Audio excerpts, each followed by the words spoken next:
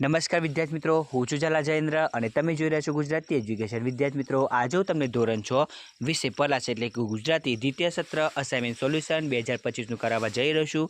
તો વિદ્યાર્થી મિત્રો, જોઈએ પ્રશ્ન 1 વિકલ્પોથી. તો વિદ્યાર્થી મિત્રો, વિકલ્પો તમારે 3 માર્કના પૂછાતા હોય છે. તો જોઈએ કાવ્ય 11થી. પહેલું, સફર કરનારને મન શાનું મહત્વ વિશેષ છે? તો આનંદનું.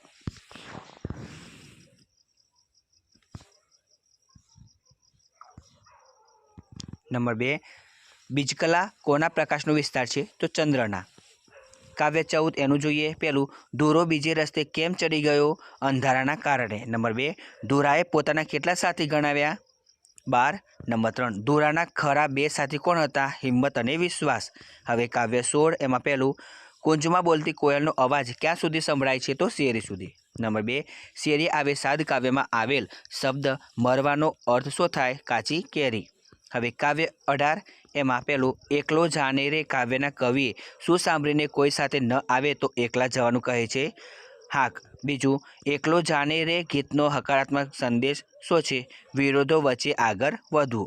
નંબર 3, એકલો જાને રે કાવ્ય મૂળ કઈ ભાષામાં લખાયેલ છે? તો બંગાળી. હવે કાવ્ય 19 પહેલી, ગોપી ભર ઊંઘમાંથી જાગી કૃષ્ણએ જોવા જાય છે ત્યારે શું ભૂલી જાય છે? ઓઢણી ઓઢવાનું. બીજું, ગોપી શ્રીકૃષ્ણને મળવા શું બહાનું કરી ઘરની બહાર જાય છે? પાણી ભરવા જવાનું. નંબર 3, ગોપી બરોદને વેલડીમાં જોડીને ક્યાં જાય છે? અમરાપુર. હવે વિદ્યાર્થી મિત્રો, પ્રશ્ન 1બ એની અંદર ખાલી જગ્યા આપેલી છે. ખાલી જગ્યા તમારે 3 માર્કની પૂછાતી હોય છે. તો જોઈએ કાવ્ય 11થી.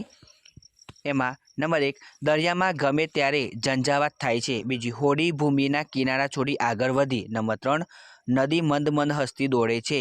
નંબર 4, રાધિકા મમ્મીનો પાલવ પકડીને દોડે છે. હવે કાવ્ય 16 એની ખાલી જગ્યાઓ જોઈએ. પહેલી, હાલેને આંબાવાડીએ હજી પોરની તાજી યાદ. બીજું, પાંદડુએ નહીં પેખીએ એવો ઝૂલતો એનો મોર. નંબર 3, કોઈને મોટા મરવા અને કોઈને છે અંકોર. નંબર 4, ડોલતી ડાળે ઘૂમે આપણ ગજવી ઘેરો નાદ. નંબર 5, કોઈનોએ રજાડ નહીં ને ખેલવા મળે ધન.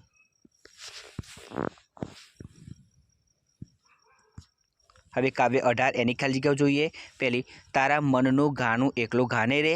બીજું, જ્યારે રણ વગડે નિસરવા ટાણે સૌ ખૂણે સંતાય. નંબર 3, ઓરે ઓરે ઓ અભાગી દીવો ન ધરે કોઈ.